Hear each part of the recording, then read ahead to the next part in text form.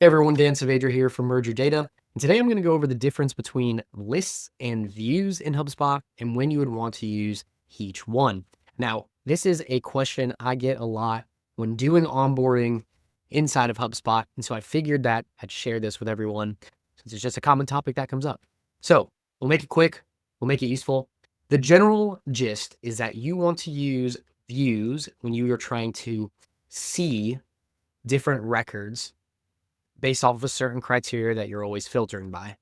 You want to use lists when you want to use those records in other assets in HubSpot, whether that's emails, workflows, reports, even in views to make it a little bit Inception-like there. But yeah, that's basically the difference. If you want to just see and interact with the records, you're going to use a view. If you want to save that filtering combination, you're going to want to use a list. The other major difference is that in lists, you're able to filter based off of cross-object criteria. And so I'm just going to show you both here. Since we're on this video, we're looking at the difference. One, if you're looking to create a view, you add in some filters here. You can do advanced filters. You can do just the quick filters up here. So let's say you want to do something like lifecycle stage. You could do that. So we're going to do SQLs. And then we can save this view by clicking clone view. And now we have an SQL view. Obviously, you'd want to get much more complex with that for a view, but this is basically what views are for. And now it's going to be available for you, for your team to use. And that's pretty much it. Now, as you could see when I opened this up here, you cannot filter by cross-object properties. So I can't filter by a deal property of a deal associated to the contact.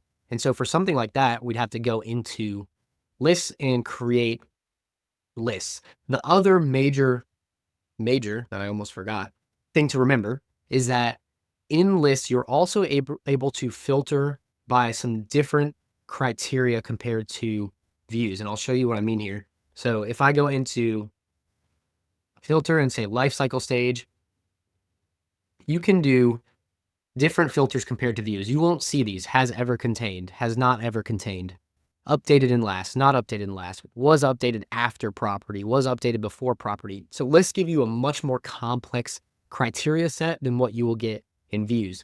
And then, as I said before, you get your cross-object filters as well. So we can choose from all of these objects inside of HubSpot, including even meetings and notes now and other things. So this is actually really powerful and really useful. But we can do any type of cross-object filtering. So now we can look at contacts who had the lifecycle stage of SQL, which I didn't select.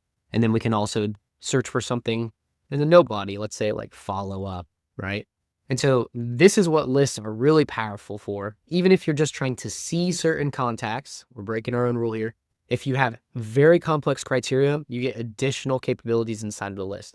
So views are for filtering the same way to look at different records on the same object, property criteria. Lists can be used for seeing records with very complex criteria and being used elsewhere inside of HubSpot. If I go back here, you'll be able to use lists as a criteria in your views. You'll be able to use it in your reports. You'll be able to use it in your workflows. You'll be able to use it in your data sets as well. People don't talk about data sets a lot, but this is becoming a more important part of HubSpot each and every day.